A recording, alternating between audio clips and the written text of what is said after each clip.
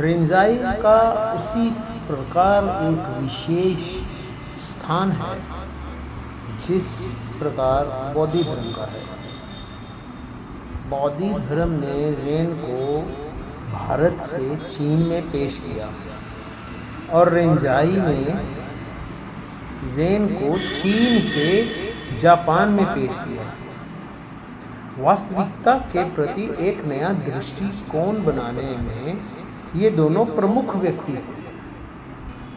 आप देखेंगे कुछ बिंदुओं पर यह कहना बहुत मुश्किल है कि इस आदमी ने निश्चित रूप से असली चेहरा देखा है।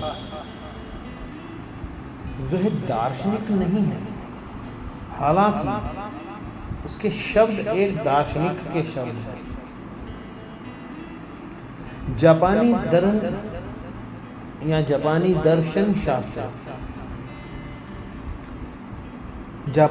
दर्शन शास्त्र के इतिहास में रिंजाई को एक महान दार्शनिक के रूप में गिना जाता है। ऐसा नहीं होना चाहिए, लेकिन उनकी बातों से ये आभास होता है कि वे कोई दार्शनिक है। मैं कहना चाहता हूँ, ओशो ने एक जगह ये बोला है कि वह एक फ़कीर है जो फ़कीरों की भाषा नहीं जानता। रिंजाई के बारे में वह एक रहस्यवादी है जो दर्शन की भाषा जानता है और फिर सब कुछ अनावश्यक रूप से आडंबरपूर्ण हो जाता है। ओशो की एक किताब है द लैंग्वेज ऑफ एग्जिस्टेंस। उसका 9वां अध्याय आप पढ़िए, आपको रिंजाई के बारे में ज्ञान हो जाएगा। एक ज़ेन भिक्षु रिंजाई कहा करते थे, यह आदमी बुद्ध, यानी बुद्ध के बारे में रिंजाई कहा करते थे कि यह आदमी बुद्ध कभी पैदा नहीं हुआ, वह इस धरती पर कभी नहीं चला, वह कभी नहीं मरा, वह सिर्फ एक सपना है और खुद हर दिन मंदिर जाता और बुद्ध की मूर्ति के सामने झुकता था। तब किसी ने कहा, रिंजाई तुम बिल्कुल पागल हो, हर दिन आप इस बात पर जोर देते रहते हो कि यह आदमी न कभी पैदा हुआ, न कभी मरा, न कभी इस धरती पर चला, और फिर भी आप मंदिर जाते हैं और सिर झुकाते हैं। रिंजाई ने कहा, क्योंकि यह आदमी न कभी पैदा हुआ, न कभी इस पृथ्वी पर चला और न कभी मरा, इसीलिए मैं जाकर प्रणाम करता हूँ। रिंजाई के बारे में ओशो ने अपनी कुछ किताबों में जिक्र तो किया है, आपको वो पढ़ना चाहिए, पढ़ने योग्य है। रिंजाई एक रहस्यवादी। प्रश्नकर्ता ने अपनी बात जारी रखते हुए कहा, हम आपका अनुसरण नहीं कर सकते, या तो आप पागल हैं या हम पागल हैं, लेकिन हम अनुसरण नहीं कर सकते। आपका क्या मतलब है? What do you mean on it? और रिंजाई ने कहा, इस आदमी का जन्म उसके लिए सिर्फ एक सपना था, इस धरती पर चलना उसके लिए बस एक सपना था, मृत्यु उसके लिए वास्तविक नहीं थी, बस एक लंबे सपने का अंत था। और यह मनुष्य उसके अस्तित्व का केंद्र जन्म से परे, मृत्यु से परे रहा। एक किताब है जिसका शीर्षक है my way, the way of white clouds. उसका 12वां अध्याय पढ़िए। ओशो ने अच्छा लिखा है इस चीज़ के बारे में कि प्रश्नकर्ता ने रिंझाई से ये क्यों कहा और उसका क्या रिएक्शन था, क्या जवाब था। ओशो कहते हैं कि रिंझाई सबसे खूबसूरत उस्तादों में से एक है।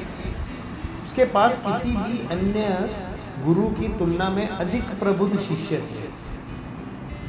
उनकी हवा ही आत्मविज्ञान की थी।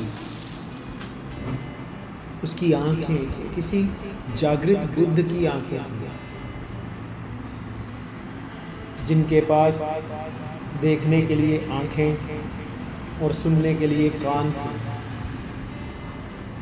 जो इतने संवेदनशील थे कि मनुष्य की सुगंध को महसूस कर सकते थे। वे तुरंत समझ गए यह भीड़ में है, लेकिन भीड़ का हिस्सा नहीं है। वे बिल्कुल इंसान जैसा दिखता है, लेकिन वे बहुत आगे निकल चुका है। वे अपनी प्रेता को प्रदर्शित करता है।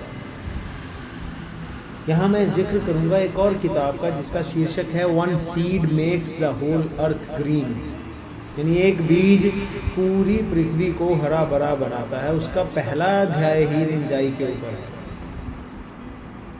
वैसे रिंझाई के बारे में एक कहानी है। वो लगभग 20 वर्षों तक अपने स्वामी के साथ रहा, लगभग 20 वर्षों।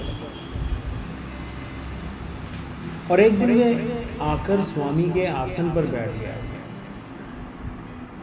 मालिक आए, उसने अपनी सीट पर, अपने आसन पर रिंझाई को बैठे देखा। वे बस वहीं जाकर बैठ गया जहां रिंझाई बैठता था। कहा तो कुछ नहीं गया, पर समझ सब कुछ गया। हर कोई हैरान था, हर कोई हैरान था, क्या हो रहा है। अंततः रिंझाई ने गुरु से कहा, क्या आप नाराज नहीं हैं?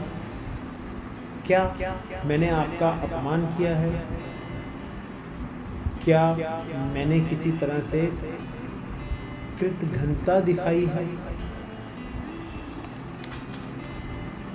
मास्टर हंसे। उन्होंने कहा, अब आप मास्टर बन गए हैं। तुम घर आ गए। विद्यार्थी से शिष्यत्व तक, शिष्यत्व से भक्ति तक, और भक्ति से निपुणता तक। मुझे बेहद खुशी है कि अब आप मेरा काम साझा कर सकते हैं। अब मुझे रोज़ रोज़ आने की ज़रूरत नहीं है। मैं जानता हूँ कि वहाँ कोई और भी है जिसकी वही आभा और वही सुगंध है। एक किताब है ओशो उपनिषद, जिसको हिंदी में ये भी बोल सकते हैं ओशो उपनिषद। उसका पहला ही अध्याय इस बारे में है कि रिंझाई के जो गुरु थे उनका रिएक्शन कैसा था जब उन्होंने रिंझाई को अपनी आसन पे, अपनी सीट पे बैठे देखा। पढ़िएगा। रिंझाई जापानी चेतना के पूरे ताने बाने को बदलने में कामयाब रहे। उन्होंने किसी भी अन्य से अधिक कार्य किया। उन्होंने ध्यान में नए आयाम लाए। ये अविश्वसनीय है, लेकिन वे हर चीज़ को ध्यान में बदलने में कामयाब रहे। उदाहरण के लिए तीरंदाजी। अब कोई सोच भी नहीं सकता कि तीरंदाजी एक ध्यान पूर्वक क्रिया है या एक ध्यान पूर्वक क्रिया हो भी सकती है। लेकिन रिंझाई ने कहा कि प्रत्येक कार्य यदि आप इसे पूरी जागरूकता के साथ करते हैं तो सिर्फ एक साक्षी के रूप में, कर्ता के रूप में नहीं, तो ध्यान बन जाता है। ओशो ने किताब लिखी है रिंझाई के ऊपर। उसका शीर्षक है Rinzai master of the irrational. उसका पहला ही अध्याय आपको पूरी तरह से इस गहनता में घुसा देगा। आप सोचने पे मजबूर हो जाएंगे कि रिंझाई था कौन और क्या खूबसूरती से ओशो ने उसके बारे में लिखा। और आप पूरा चैप्टर पढ़ेंगे, पूरी किताब पढ़ेंगे, तब जाके आपको रिंझाई के बारे में समझ आएगा। मैंने तो एक छोटा सा कंक्लूज़न आपके साथ शेयर किया है कि रिंझाई कौन था, सच में महान था, क्यों महान था,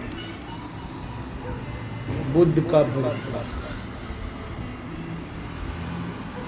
आज के लिए इतना ही। अगले पॉडकास्ट में बात करेंगे किसी और बौद्ध भिक्षु, जैन भिक्षु या किसी रहस्यवादी संत सन्यासी के बारे में कि ओशो क्या कहते हैं, ओशो का क्या कथन रहा उनके प्रति।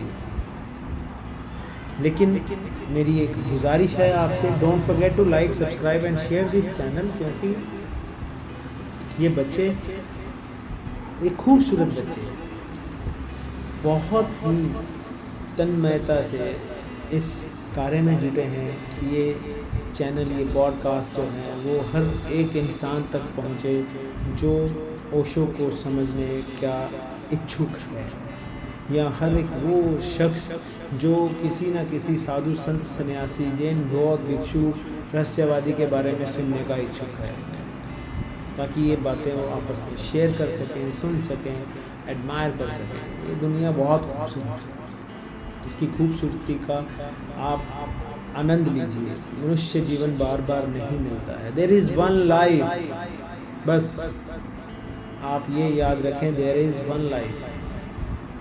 आपको नहीं पता कि अगला जन्म क्या होगा, या मेरा पिछला जन्म क्या था, या मैं जो भी कर्म कर रहा हूँ उसका मुझे अगले जन्म में क्या फल मिलेगा, या मुझे पिछले किए हुए जन्म में कर्मों का क्या फल मिला। There is one life. इसी जन्म में आपको हर एक चीज़ का हिसाब देकर जाना है। यहीं पे स्वर्ग नरक है। बस इतनी सी बात समझने की देरी भी है कि देयर इज़ वन लाइफ। फिर कभी इस पे चर्चा करेंगे, गहनता से करेंगे। तब तक के लिए आज्ञा दीजिए, दोबारा मुलाकात करेंगे। जय हो।